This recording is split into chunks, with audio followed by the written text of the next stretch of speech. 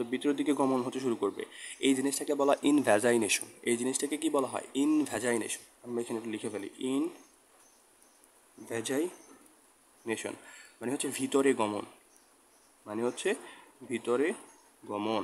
অর্থাৎ এই কোষগুলো ভিতরের দিকে যেতে শুরু করবে, এই কোষগুলো ভিতরের দিকে যেতে শুরু করবে, এই কোষগুলো ভিতরের দিকে যেতে শুরু করবে। তো এখানে এই যে কোষগুলো ভিতরের দিকে গেল, এখানে একটা আমাদের ছিদ্র তৈরি হলো না? এই ছিদ্রটাকে কি বলা হয়? এই ছিদ্রটাকে বলা হয় ব্লাস্টোপোর। এই ছিদ্রটাকে কি বলা হয়? ব্লাস্টোপোর। এই ছিদ্রটাকে কি বলা হয়?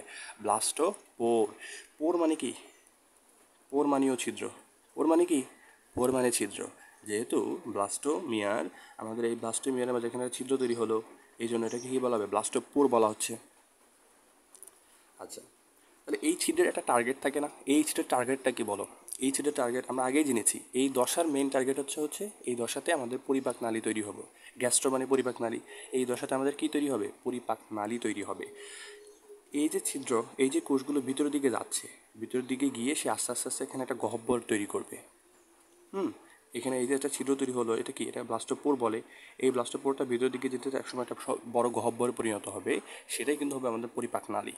তার মানে আমাদের এই যে ব্লাস্টোপোর আছে, সেটা টার্গেটটা কি? সেটা টার্গেট হচ্ছে আমাদের সে কী তৈরি করবে? সে পরিপাক নালী তৈরি করবে। আচ্ছা, এই জিনিসটাকে আমরা এভাবে একটু ডিটেলসে আঁকার চেষ্টা করি এখানে। পরবর্তীতে কী হয়? আস্তে আস্তে আস্তে আমাদের এই যে কোষগুলো, সে হচ্ছে এভাবে ভিতরের দিকে যেতে শুরু করে।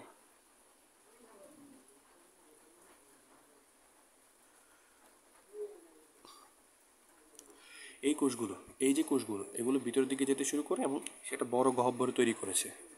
ওকে, তাহলে এই বড় গহ্বরটা, এই গহ্বরটাকে কি বলা হবে? এই যে গহ্বরটা, এই গহ্বরটাকে বলা হয় আর্কেন্টেরন। এই গহ্বরটাকে বলা হয় আর্কেন্টেরন। আর্কেন্টেরন।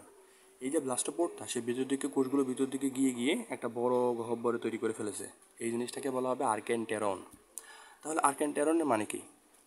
আচ্ছা, আর্কেন্টেরনের মানে হলো, আমরা যদি আর্কেন্টেরনকে ভাঙাই, যদি আমরা কি ভাই আর্কেন্টেরনকে আমরা যদি একটু ভাঙাই, আমরা এটা কই দেখতে পারি? আমরা এই জিনিসটা আমরা হচ্ছে এই দিক দিয়ে লেখার চেষ্টা করি। এই যে আর্কেন্টেরনকে আমরা ভাঙাইলে কি পাবো? আর্কি প্লাস এন্টেরন পাবো। আর্কি প্লাস কি পাবো? এন্টেরন পাবো। আর্কি মানে হচ্ছে কিন্তু প্রথম বা প্রাচীন। তাহলে আর্কি মানে কি? প্রথম। আর এন্টেরন মানে কি? পরিপাক নালী। এন্টেরন মানে কি? পরিপাক নালী। তাহলে এই জিনিসটা হচ্ছে আমাদের প্রথম পরিপাক নালী। অর্থাৎ আমাদের যে আমরা পূর্ণাঙ্গ অবস্থায় যে পরিপাক নালী আছে আমাদের, সেই পরিপাক নালী একদম প্রথম অবস্থা, একদম আমাদের যে প্রথম অবস্থাটা, প্রথম যে স্তরটা, সেটা কিন্তু এটাকে বলা হয় আর্কেন্টেরন। তাহলে আমরা বুঝতে পারছি আর্কেন্টেরন কি? প্রথম পরিপাক নালী, একদম প্রথম। এবং ধীরে ধীরে সেই আর্কেন্টেরনটা আস্তে আস্তে বৃদ্ধি পেয়ে আমাদের পূর্ণাঙ্গ পরিপাক নালীতে পরিণত হয়েছে। তাহলে বুঝতে পারলাম এই জিনিসটা কি? আর্কেন্টেরন। আর্কেন্টেরন মানে কি? প্রথম পরিপাক নালী। তাহলে এই গহ্বরটাকে বলা হবে আর্কেন্টেরন। আচ্ছা, এভাবে কোষগুলো ভিতরের দিকে চলে গেল এবং আমাদের ভিতরের দিকে গিয়ে আমরা যদি আরেকটু ক্লিয়ারলি দেখি, এখানে মেনলি কী হয়? এখানে মেনলি কী হয়? অর্থাৎ এই কোষগুলো ভিতরের দিকে গিয়ে চলে গেল না? এই কোষগুলো ভিতরের দিকে গিয়ে সে হচ্ছে এভাবে ভিতরের দিকে একটা স্তর তৈরি করে ফেললো। এই কোষগুলো একটা পর্যায়ে এসে ভিতরের দিকে একটা স্তর তৈরি করে ফেললো এবং বাইরে একটা স্তর, এই যে স্তরটা, এটা হচ্ছে বাইরে আছে এবং এই স্তরটা বাইরেই থাকলো, এই স্তরটা বাইরেই থাকলো। এখন এই ভিতরের স্তরটাকে কি বলা হবে? আর বাইরের যে স্তরটা, এখানে তো দেখতে পাচ্ছেন কোষের ভিতরে একটা স্তর দেখতে পেলাম না, আর এই বাইরে একটা স্তর আছে। তাহলে এই ভিতরের স্তরটাকে কি বলা হয়? বাইরের স্তরটা কি বলা হয়? ভিতরের যে স্তরটা, সেটাকে বলা হয় আমাদের এন্ডোডার্ম। ভিতরের স্তরটাকে কি বলা হয়? এন্ডোডার্ম। এন্ডো মানে হচ্ছে ভিতরে, এন্ডো মানে কোথায়? এন্ডো মানে ভিতরে। এটা আমাদের মনে রাখতে হবে, এটা আমাদের বায়োলজিতে এন্ডো মানে ভিতরে, এন্ডো মানে ভিতরে।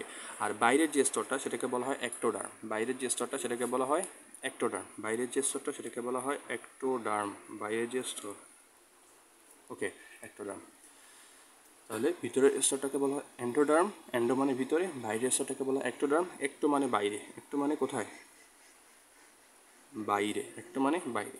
এখন প্রশ্ন হলো ভাইয়া, এখানে অ্যান্ডোডার্ম আর অ্যাক্টোডার্মের মাঝে, এই দুইটার মাঝে আমাদের কোনটা আগে তৈরি হয়? আমরা এই চিত্রটাকে একটু খেয়াল করি, এখান থেকে তো আমাদের এটা হয়, রাইট? আমরা একটু ক্লিয়ারলি বোঝার জন্য এটা আঁকলাম।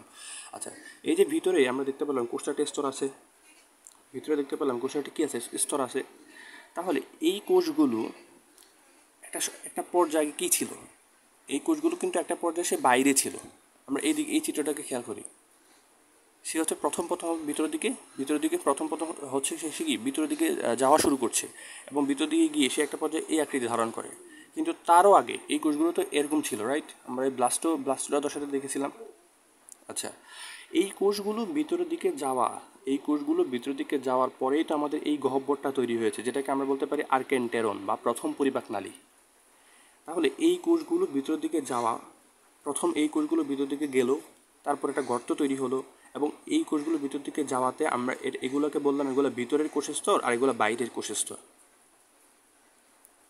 বুঝতে পারলাম তো নাকি? তাহলে আমরা এখানে দেখতে পেলাম কোষ, এই যে কোষগুলো এগুলো ভিতর দিকে যাওয়ার পরেই এটা গহ্বর তৈরি হলো।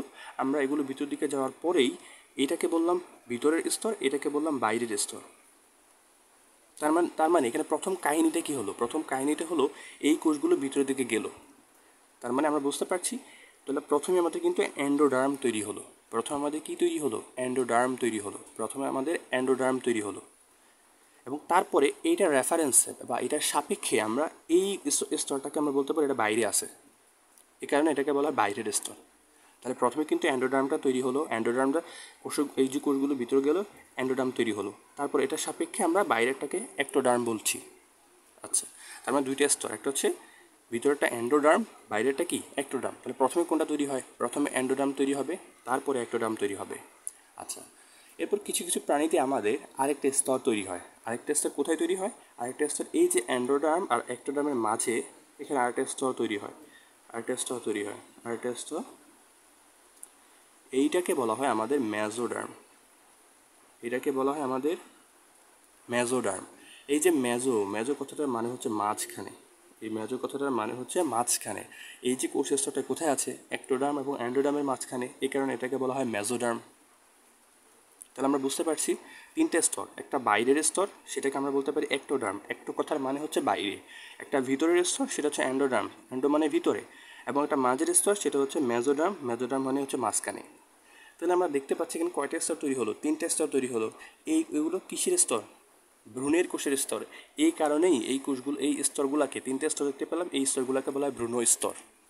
তাহলে আমরা আমাদের ভ্রূণ স্তর সম্পর্কে আমাদের যে কাঙ্ক্ষিত টপিক সেটাকে আমরা বুঝতে পারছি।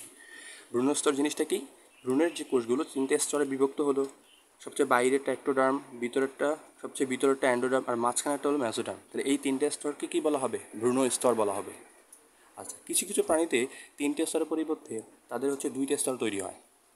আচ্ছা, আমরা একটু দেখি যে দুইটা স্তর তৈরি হলে আসলে কী হয়। আমরা পরবর্তী পৃষ্ঠাতে দেখার চেষ্টা করি।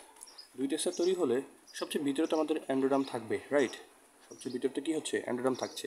তার পরবর্তীতে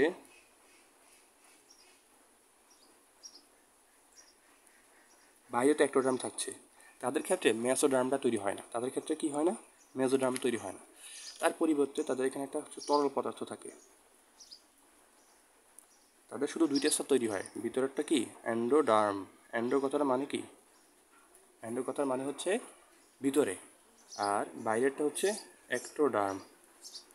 অ্যাক্টো কথাটার মানে হচ্ছে বাইরে। তাদের এখানে মেজোডার্ম থাকে না। মেজোডার্ম না থেকে এখানে একটা তরল পদার্থ থাকে, এটা হচ্ছে অকুশীয়, অর্থাৎ যেটা কোনো কুশীয় উপাদান থাকে না।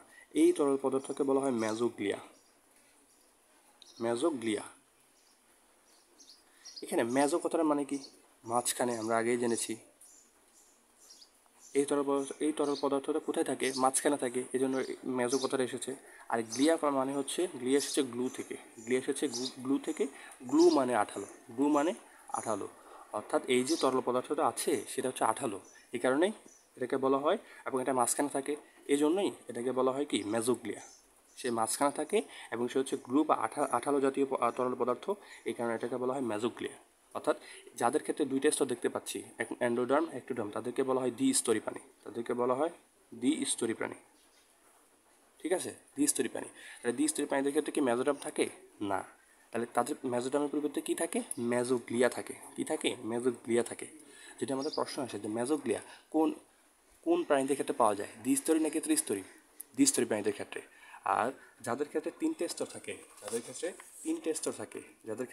স্তর থাকে, সবচেয়ে বাইরে এক্টোডার্ম, ভিতরে অ্যান্ডোডার্ম, মাঝখানে মেজোডার্ম, তাদেরকে বলা হয় ত্রিস্তরী প্রাণী।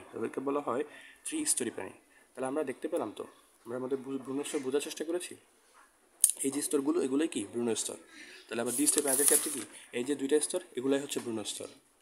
এই ভ্রূণস্তর হচ্ছে পরবর্তীতে এটা কি হয়, ভ্রূণস্তরটা আমরা একটু সংক্ষেপে বলি। সেই ভ্রূণস্তর এই যে স্তরগুলো, এই স্তরগুলো থেকে পরবর্তীতে আমাদের দেহের বিভিন্ন অঙ্গ তৈরি হয়।